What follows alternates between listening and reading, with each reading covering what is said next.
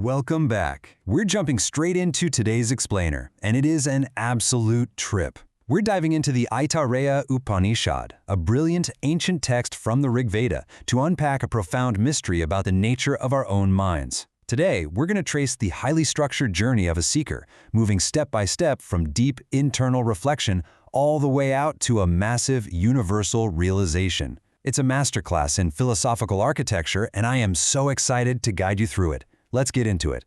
We're kicking things off exactly where Chapter 3 of the text begins. Imagine dropping right into the shoes of an ancient seeker, asking this incredibly intimate question. Who is this self upon whom we meditate? I mean, it's the ultimate question of identity, right? When you sit quietly and think about who you are, what exactly is the you doing that reflecting? The text doesn't just hand us the answer on a silver platter. Instead, it takes us on this incredibly systematic investigation to figure it out. Part 1. The Inner Search. Let's dive in by first exploring the very tools we use to perceive ourselves in the world. The text actually guides us through a step-by-step examination of our internal faculties. First, we look at our sensory perceptions. The things we see, hear, and touch. Are we our senses? Nah.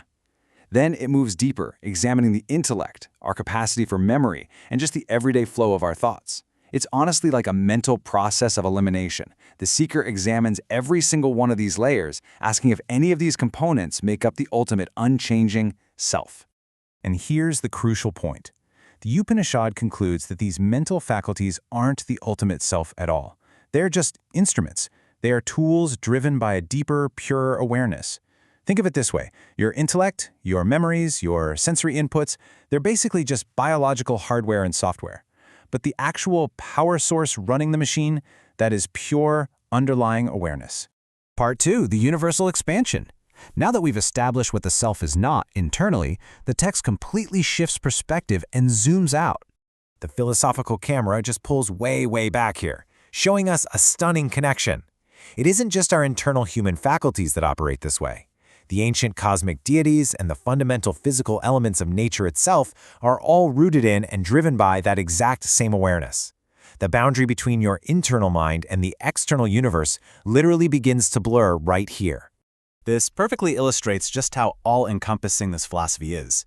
The text categorizes absolutely all living beings into 4 origins: those born of an egg, a womb, sweat, or a sprout. It's this comprehensive ancient biological classification. But the point isn't just to give a science lesson. It's showing us that regardless of how a life form comes into existence, every single form of life is connected by and driven by the exact same source of pure awareness, the whole shebang. Which brings us to Part 3, the Great Saying. The point where all internal and external elements converge into a single truth. Before we reveal the climax, we really need to understand what we're looking at.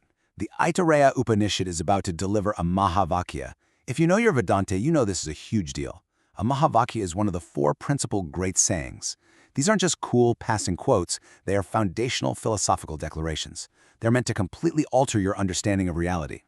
And the text builds to this epic resolution. All this is guided by consciousness, supported by consciousness. Consciousness is the eye of the world. Consciousness is the foundation. It so beautifully synthesizes everything we've just talked about. The sensory perceptions, the intellect, the physical elements, the creatures born of wombs or seeds, absolutely everything is entirely guided and supported by pure consciousness. It is literally the bedrock of existence. And here it is, the grand reveal, the ultimate Vedantic punchline from verse 3.1.3, Prajnanam Brahma.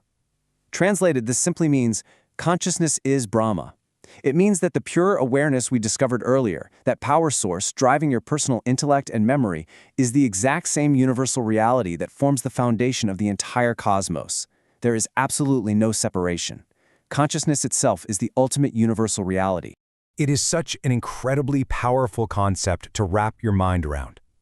So I'm going to leave you with this final thought to chew on as we wrap up today's explainer. If the simple awareness looking through your eyes right now is not just some random biological accident, but is actually the fundamental foundation of the entire cosmos, how does that change the way you move through your daily life?